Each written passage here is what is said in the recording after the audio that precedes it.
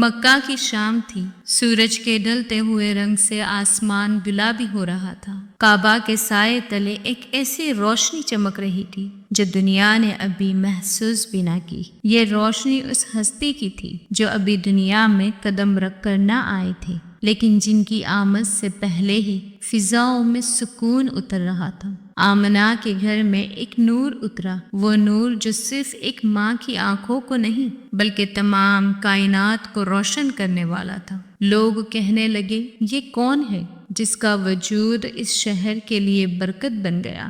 وہ محمد صلی اللہ علیہ وسلم تھے۔ چھوٹے محمد جب گلیوں سے گزرتے تو لوگ کہتے، یہ بچہ کچھ الگ ہے، اس کی آنکھوں میں امن ہے، اس کے چہرے پر سکون ہے۔ ان کے چہرے پر ہمیشہ ایک مسکراہٹ رہتی اور دل میں ایسی نرمی جو پھولوں سے بھی زیادہ نرم تھی۔ جب سب بچے کھیلتے، محمد صلی اللہ علیہ وسلم کبھی کسی کا دل نہ دکھاتے۔ ان کی سچائی اور امانت چھوٹی عمر سے ہی ایسے چمکتی تھی جیسے چاند اندھیری رات میں۔ جب محمد صلی اللہ علیہ وسلم بڑے ہوئے تو مکہ کے لوگ انہیں صادق الامین کہنے لگے، کیونکہ ان کی زندگی صرف سچائی، امانت اور رحمت پر قائم تھی۔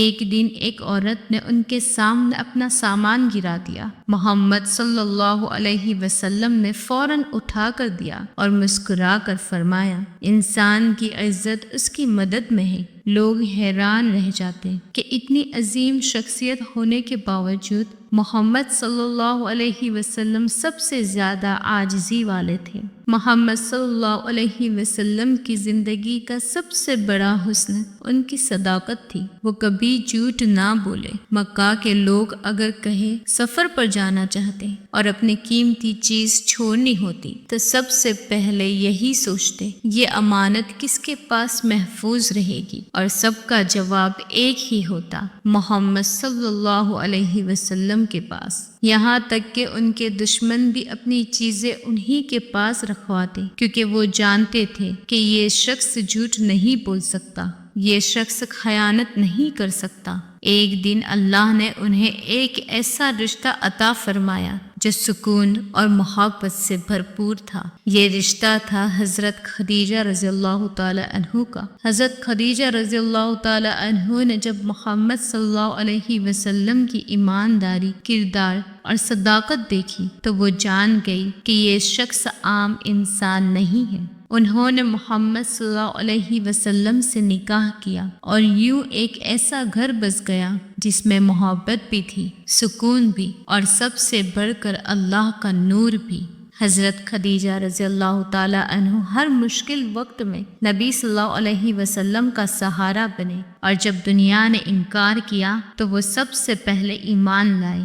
جب نبی صلی اللہ علیہ وسلم نے لوگوں کو اللہ کی طرف بلایا تو کچھ دل کھل گئے، لیکن اکثریت نے انکار کر دیا۔ ابو جہل اور قریش کے سرداروں نے مذاق اڑایا، گالیاں دی، راستے میں کانٹے بچھائے۔ کبھی کوئی کعبے میں نماز پڑھتے وقت ان کی پیٹھ پر اونٹ کی اوجری رکھ دیتا۔ کبھی لوگ کہنے لگتے، یہ شخص پاگل ہے، یہ شخص جادوگر ہے۔ لیکن نبی صلی اللہ علیہ وسلم کبھی بد دعا نہ کرتے، بلکہ سر جھکا کر کہتے، اے اللہ میری قوم کو ہدایت دے، یہ نہیں جانتے۔ نبی صلی اللہ علیہ وسلم جب طائف گئے تاکہ لوگ اسلام قبول کریں تو وہاں کے سرداروں نے ان کا مذاق اڑایا۔ بچوں کو کہا گیا کہ پتھر مارو۔ نبی صلی اللہ علیہ وسلم کے جسم سے خون بہنے لگا۔ اس وقت فرشتے حاضر ہوئے اور کہا، یا رسول اللہ، اگر آپ حکم دیں تو یہ پہاڑ ان لوگوں پر گرا دے۔ لیکن نبی صلی اللہ علیہ وسلم کی زبان سے یہ دعا نکلی، اے اللہ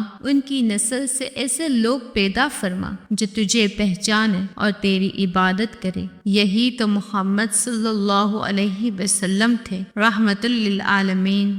ایک رات نبی صلی اللہ علیہ وسلم کو سب سے بڑا تحفہ ملا، اللہ نے انہیں اپنے حضور بلایا۔ یہ وہ رات تھی جس میں نبی صلی اللہ علیہ وسلم کا سفر آسمانوں کی بلندیوں تک ہوا، عرش تک پہنچے، اللہ سے کلام کیا اور امت کے لیے نماز کا تحفہ لے کر واپس آئے۔ یہی نماز آج ہمارے اور اللہ کے درمیان سب سے بڑا تعلق ہے۔ جب مکہ والوں نے ظلم کی حد کر دی تو اللہ نے حکم دیا کہ مدینہ کی طرف ہجرت کرو۔ نبی صلی اللہ علیہ وسلم رات کے اندھیرے میں حضرت ابو بکر رضی اللہ تعالی عنہ کے ساتھ نکلے، غار ثور میں پناہ لی۔ دشمن تعاقب میں پہنچ گئے، لیکن غار کے دہانے پر مکڑی نے جالا بن دیا اور کبوتر نے گھونسلہ بنا دیا۔ دشمن سمجھنے لگے کہ اندر کوئی نہیں ہے، یقیناً یہ اللہ کی مدد تھی۔ مدینہ پہنچتے ہی فضا میں نعرہ بلند ہوا، طلع البدر علینا۔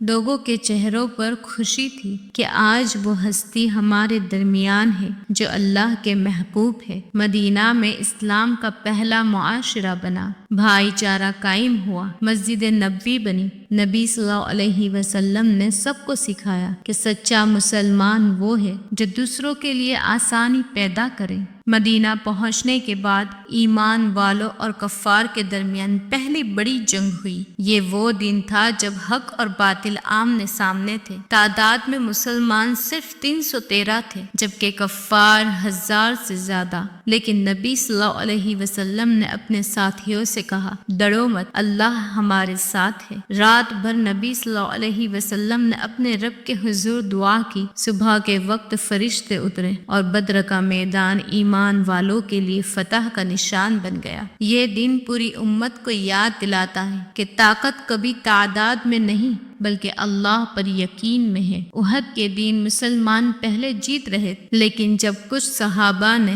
نبی صلی اللہ علیہ وسلم کے حکم کے خلاف ورزی کی اور پہاڑی چھوڑ دی تو حالات بدل گئے۔ نبی صلی اللہ علیہ وسلم زخمی ہوئے، خون ان کے مبارک چہرے سے بہہ رہا تھا، لیکن ان کی زبان سے بد دعا کی بجائے یہ الفاظ نکلے، اے اللہ میری قوم کو معاف فرما، یہ نہیں جانتے۔ یہ لمحہ بتاتا ہے کہ محمد صلی اللہ علیہ وسلم کی محبت انتقام سے بلند تھی۔ جب مدینہ پر کفار اور یہودی قبائل نے حملہ کیا تو نبی صلی اللہ علیہ وسلم نے خندق کھودنے کا مشورہ دیا۔ سخت سردی تھی، بھوک کا عالم تھا، لیکن صحابہ زمین کھودتے اور نبی صلی اللہ علیہ وسلم بھی ان کے ساتھ کھدائی کرتے۔ پتھر نہ ٹوٹا تو آپ صلی اللہ علیہ وسلم اپنی کدال سے مارتے اور فرماتے، اللہ نے مجھے ایران اور روم کی فتح دکھا دی ہے۔ سب حیران رہ جاتے کہ بھوک اور مشکلات کے عالم میں بھی نبی صلی اللہ علیہ وسلم کی زبان پر امید تھی، شکایت نہیں۔ سالوں کی جدوجہد کے بعد وہ دن آیا کہ نبی صلی اللہ علیہ وسلم 10,000 صحابہ کے ساتھ مکہ میں داخل ہوئے، وہی مکہ جہاں انہیں ستایا گیا، پتھر مارے گئے، گالیاں دی گئی۔ کفار خوف میں کانپ رہے تھے کہ آج محمد بدلہ لیں گے، لیکن نبی صلی اللہ علیہ وسلم نے کعبہ کے دروازے پر کھڑے ہو کر فرمایا، آج تم پر کوئی الزام نہیں، جاؤ تم سب آزاد ہو۔ یہی تو نبی صلی اللہ علیہ وسلم کی عظمت تھی۔ بدلے کے دن بھی معافی دے دی۔ حجۃ الوداع کے موقع پر نبی صلی اللہ علیہ وسلم نے ہزاروں صحابہ کے سامنے کھڑے ہو کر آخری خطبہ دیا۔ اس خطبے میں انہوں نے پوری انسانیت کے لیے قانون دیا، اے لوگو، تم سب ایک ہی ماں باپ کی اولاد ہو، عربی کو اجمی پر اور اجمی کو عربی پر کوئی فوقیت نہیں، عورتوں کے ساتھ اچھا سلوک کرو، یہ تمہارے پاس اللہ کی امانت ہے، نماز قائم کرو، زکوٰۃ دو، قرآن کو مضبوطی سے تھامو۔ یہ خطبہ آج بھی ہمیں یاد دلاتا ہے کہ اسلام انصاف، محبت اور برابری کا دین ہے۔ مدینہ کی گلیوں میں ثبوت تھا، نبی صلی اللہ علیہ وسلم کے وصال کا وقت قریب آ رہا تھا۔ آپ صلی اللہ علیہ وسلم حضرت عائشہ رضی اللہ تعالی عنہ کے حجرے میں تھے۔ چہرے پر روشنی تھی لیکن بدن پر کمزوری۔ آخری لمحوں میں آپ صلی اللہ علیہ وسلم کی زبان پر یہ الفاظ تھے، اے اللہ میری امت۔ دنیا کے سارے نبی اپنی امت کے لیے آئے، لیکن محمد صلی اللہ علیہ وسلم آخری لمحے تک ہماری فکر کرتے رہے۔ جب نبی صلی اللہ علیہ وسلم کا وصال ہوا تو مدینہ کی فضا میں ایسا سکوت تھا جیسا کبھی نہ دیکھا گیا۔ حضرت عمر رضی اللہ تعالی عنہ تلوار نکال کر کہنے لگے، جو کوئی کہے گا کہ محمد کا انتقال ہو گیا ہے میں اس کا سر قلم کر دوں گا۔ وہ یقین ہی نہیں کر پا رہے تھے کہ یہ ہستی اب ہمارے درمیان نہیں۔ تب حضرت ابو بکر رضی اللہ تعالی عنہ کھڑے ہوئے اور فرمایا، جو محمد صلی اللہ علیہ وسلم کی عبادت کرتا تھا وہ جان لے کہ محمد صلی اللہ علیہ وسلم وفات پا گئے ہیں، اور جو اللہ کی عبادت کرتا تھا وہ جان لے کہ اللہ ہمیشہ زندہ ہے۔